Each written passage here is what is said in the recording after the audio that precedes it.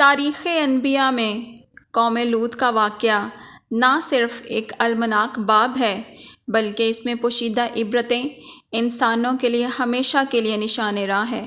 قرآن مجید نے جہاں قوم لوط کے جرائم اور ان کے خلاف نازل ہونے والے عذاب کو تفصیل سے بیان کیا ہے، وہیں حضرت لوط علیہ السلام کی بیوی کے کردار کو بھی ایک مثال کے طور پر پیش کیا گیا ہے۔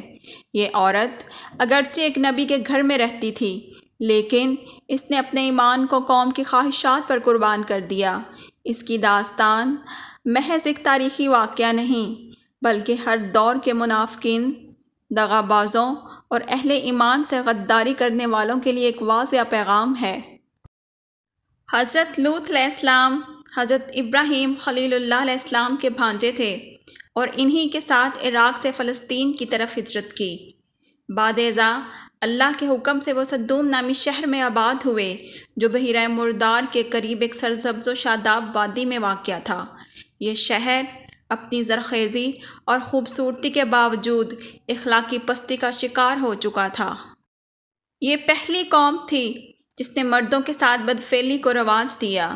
وہ مسافروں کو دھوکہ دیتے، ان کی عزتیں لوٹتے اور انہیں قتل تک کر ڈالتے۔ حضرت لوط علیہ السلام کی دعوت کو جھٹلایا اور انہیں شہر چھوڑنے کی دھمکیاں دی۔ اس عورت کا نام بعض روایات میں والہا یا والیہ بتایا جاتا ہے۔ وہ حضرت لوط علیہ السلام کے گھر میں رہتی تھی لیکن دل سے ان کی مخالف تھی۔ اس نے نہ صرف اپنے شوہر کی دعوت کو مسترد کیا بلکہ قوم کے ساتھ مل کر ان کے خلاف سازشیں بھی کیں۔ جب فرشتے حضرت لوط علیہ السلام کے گھر مہمان بن کر آئے تو اس نے قوم کو بتا دیا کہ آج ان کے ہاں نئے مہمان آئے ہیں۔ وہ کفار کے ساتھ مل کر حضرت لوط کے خلاف باتیں کرتی تھی۔ اس نے حضرت لوط کی ہر نصیحت کو جھٹلایا اور ان کے دشمنوں کی حمایت کی۔ اللہ تعالیٰ نے اس عورت کو کافروں کی مثال کے طور پر پیش کیا ہے۔ سورۃ تحریم میں ارشاد باری تعالیٰ ہے، اللہ نے کافروں کے لیے حضرت نوح کی بیوی اور حضرت لوط کی بیوی کی مثال بیان کی ہے۔ وہ دونوں ہمارے دو نیک بندوں کے نکاح میں تھیں، پھر انہوں نے ان کے ساتھ خیانت کی تو ان کو اللہ کے عذاب سے بچانے میں کچھ بھی کام نہ آئے، اور ان دونوں سے کہا گیا کہ جہنم میں جانے والوں کے ساتھ داخل ہو جاؤ۔ سورۃ تحریم۔ حضرت ابن عباس رضی اللہ تعالی عنہ فرماتے ہیں کہ لوط کی بیوی اپنے شوہر کے دشمنوں کو ان کے گھر کے حالات سے آگاہ کرتی تھی۔ جب فرشتے حضرت لوط کے پاس آئے تو اس نے قوم کو بتا دیا، جس کی وجہ سے وہ عذاب میں شامل ہو گئی۔